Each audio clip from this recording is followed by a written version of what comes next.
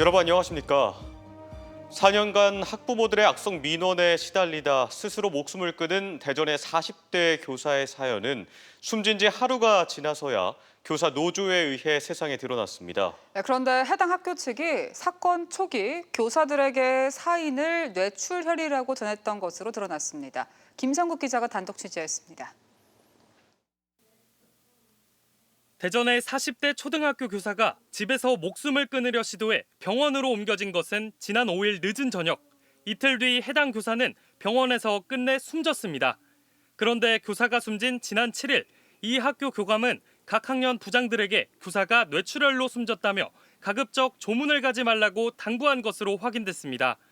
그런데 장례식장을 찾았던 교사 10여 명은 유족에게서 충격적인 이야기를 들었습니다. 해당 교사의 사인이 뇌출혈이 아닌 극단적 선택이었다는 겁니다. 경찰이 포렌식 한다고 가져갔어요 라고 말을 꺼낸 거예요. 정말 자살인지 알아본다고요? 라고 해서 우리가 다 놀라서 뇌출혈 아니에요? 라고 했더니 이튿날 교사들이 따져 묻자 학교 측은 일부 유족이 알려지길 원치 않았기 때문이라고 밝혔습니다. 이 때문에 교사의 사망 원인은 하루가 지나서야 교사 노조에 의해 세상에 알려졌습니다. 서울 서희초 교사 사망 사건을 계기로 교권 보호에 대한 요구가 거세지는 상황에서 학교 측이 파장을 우려해 사인을 숨긴 것 아니냐는 주장도 제기됐습니다. 이에 대해 초등학교 관계자는 사실이 무엇이냐가 중요한 것이 아니라 고인의 유족이 뭘 요구하느냐가 더 중요한 거라고 해명했습니다. 대전교육청은 직원 5명으로 된 진상조사단을 꾸려 이번 사건에 대한 본격 조사에 나섰습니다. 한편 대전교육청은 지난주 서울 서희초 교사 49제 관련해 전국에서 배달된 근조 화환들을 주차장 옆 화단에 쓰레기 더미처럼 쌓아놓았다 시민들의 항의를 받기도 했습니다. 이에 대해 시교육청은 꽃이 썩어 처리하기 위해 모아둔 것이라고 해명했습니다. MBC 뉴스 김성국입니다. 김지철 충남교육감이 대전 초등학교 교사 사망 사건을 계기로 악성 민원을 겪는 교직원에 대한 전수조사를 지시했습니다. 김 교육감은 주간 업무 회의에서 학교 현장에서 선생님들이 정서적인 어려움을 토로하고 있다며 악성 민원이나 각종 분쟁으로 어려움을 겪는 교직원이 없는지 전수조사하고 그에 따른 치유 대책 등을 적극 검토하라고 주문했습니다. 또 지난달 발표한 충남교육청의 교권 보호 강화 방안이 잘 실행될 수 있도록 살필 것을 당부하고 지난 4일 교육 회복을 위해 거리로 나온 선생님들을 지지하며 끝까지 지키겠다고 약속했습니다. 충남 서천에 있는 신서천 화력발전소 보일러실에서 배관이 폭발해 1명이 숨지고 3명이 중경상을 입었습니다. 숨진 50대 직원은 발전소 설비를 보수하는 하청 공기업 소속 직원으로 알려졌는데요. 그런데 이 발전소 새로 지어져 가동한 지 불과 2년밖에 안 된 곳이었습니다. 김태욱 기자입니다. 시간당 1000메가와트 전기를 생산하는 충남 서천군 신서천 화력발전소. 오늘 오전 10시 40분쯤 이 발전소 보일러실에서 지름 2.4cm 크기 배관이 폭발하면서 고온고압 수증기가 누출됐습니다. 이 사고로 시설 유지 보수를 담당하는 협력업체인 한전 KPS 소속 50대 직원이 숨지고 작업자 3명이 중화상을 입고 병원으로 옮겨졌습니다. 사고는 보일러 밸브를 점검하던 중 배관이 폭발하면서 발생한 것으로 알려졌습니다. 고온 고압의 수증기 누출 현상은 복구 작업이 완료된 오후 2시에야 멈췄습니다. 보일러 5층 기수분리기 탱크에서 저장조로 연결되는 전기식 구동 밸브가 있나 봐요. 고고 점검 중 배관 파손.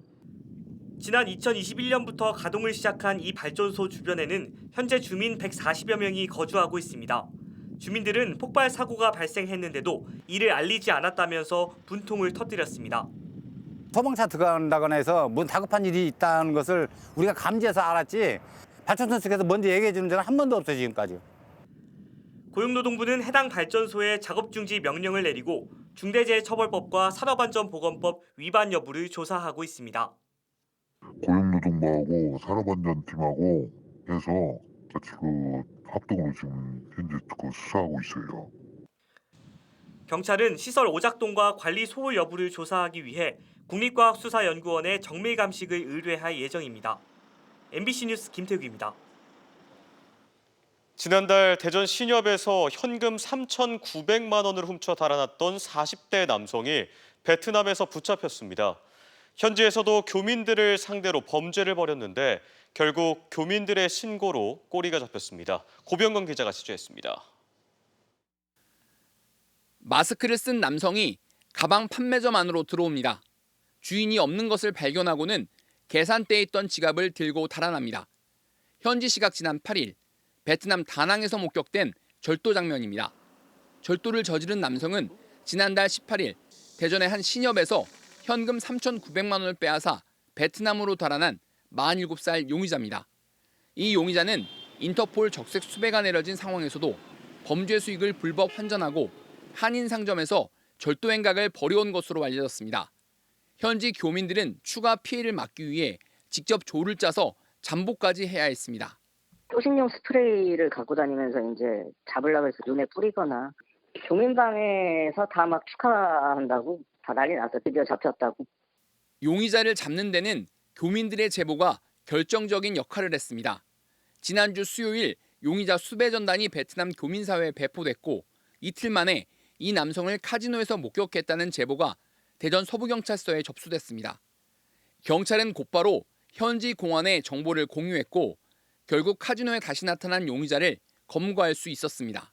카지노에 또 들어와서 일부 게임을 하고 이러던 피의자를 현지 공안하고 공조를 해가지고 검거를 했습니다. 현지 공안 조사에서 용의자는 대전 신협강도 범행을 시인했습니다. 훔친 3,900만 원 대부분을 탕진하고 250만 원 정도만 남은 것으로 드러났습니다. 경찰은 베트남 당국의 협조를 받아 조속한 송환에 힘쓰겠다고 밝혔습니다. MBC 뉴스 고병관입니다. 이장우 대전시장이 홍범도 장군로의 명예도로명을 없앨 수 있다는 주장을 재차 강조했습니다. 이장우 시장은 오늘 열린 주간 업무회의에서 국립대전현충원은 국가를 위해 헌신한 모든 분들을 기리는 곳이기에 도로명은 현충원로가 맞다며 호국 보후는 객관적인 평가와 공과 사를 명확히 구분해야 한다고 말했습니다.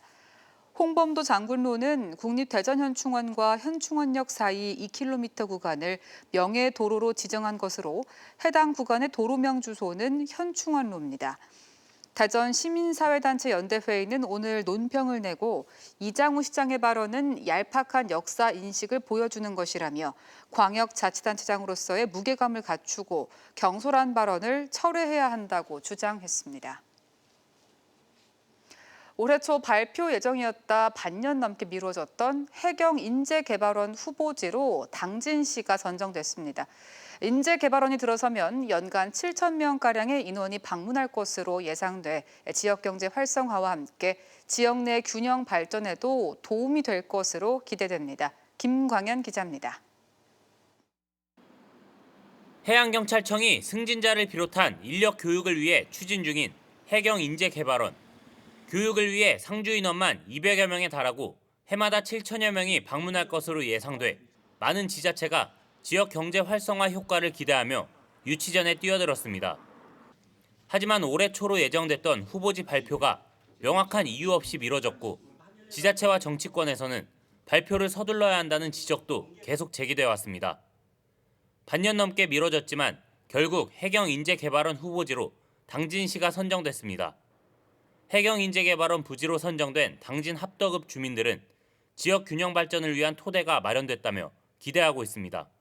연간 교육인원 7,000명이 방문을 하게 되면은 합덕읍의 지역 경제 유발 효과는 아주 클 것으로 북부권과 남부권이 균형 발전을 할 수 있는 좋은 계기가 되지 않나 이렇게 생각합니다.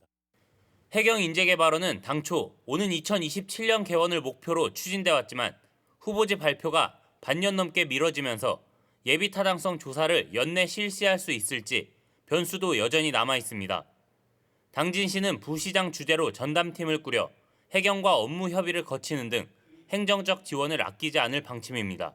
사전 타당성 조사 때 저희가 용역사에다가 여기 주민들의 동의서를 87%까지 동의를 받아가지고 제출을 했는데 인재개발원이 들어오는데 시간상으로 제약이 없도록 행정적으로 최선을 다할 것입니다. 3년여의 노력 끝에 처음으로 국가기관 시설을 유치한 당진시. 지역 발전에 실질적인 도움이 될 수 있도록 주민과의 협의 등 다각적인 노력이 중요해졌습니다. MBC 뉴스 김광현입니다. 오늘 오전 8시 40분쯤 대전시 서구의 노인요양원에서 90대 입소 환자가 2층 창문 난간에서 바닥으로 추락해 병원으로 옮겨졌지만 숨졌습니다. 경찰과 소방당국은 요양원 관계자 등을 상대로 정확한 사고 경위를 조사하고 있습니다. 문재인 정부 시절 청와대 울산시장 선거 개입 의혹에 연루된 혐의로 기소된 더불어민주당 황운하 의원에게 검찰이 징역 5년을 구형했습니다. 오늘 서울중앙지법에서 열린 결심 공판에서 검찰은 고위 경찰 공무원이 정치적 욕심을 위해 수사력을 남용해 선거에 개입한 결과 국회의원이 됐다며 황 의원의 죄가 무겁다고 주장했습니다. 선고 공판은 내년 초에 열릴 예정인 가운데 황 의원은 입장문을 통해 무리한 기소 후 4년여 동안 재판을 진행하며 이른바 하명수사, 청탁수사를 입증하지 못한 검찰은 무죄를 구형해야 마땅했다며 유감을 표명했습니다. 정의당 세종시당은 성명을 내고 환경부와 공주시는 이달 말 대백제전을 앞두고 공주보를 막아 물을 담으려는 계획을 철회해야 한다고 주장했습니다. 이들은 환경부 주관 민관협의체가 4년 전부터 공주보를 막지 않고 문화재를 열겠다고 합의했는데도 약속이 지켜진 적이 없다며 생태계 파괴를 막기 위해 공주보 담수를 막아야 한다고 강조했습니다. 또 세종보 담수 계획을 밝힌 최민호 세종시장에도 깊은 우려를 표했습니다. 충남도가 코로나19의 세계적 유행이 꺾이는 것을 계기로 외국인 단체 관광객 유치에 본격 뛰어들고 있습니다. 충남도는 연말까지 외국인 관광객 14만 7천여 명 유치를 목표로 세우고 최근 한국 단체 관광에 허용된 중국을 비롯해 대만과 베트남, 싱가포르, 일본 등을 상대로 관광객 유치에 집중할 방침입니다.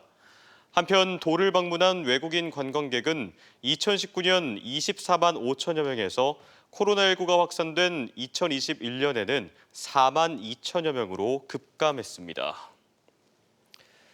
태안 가을꽃 박람회가 오는 15일 안면도 꽃지 해안공원에서 개막해 다음 달 13일까지 한 달여간 계속됩니다.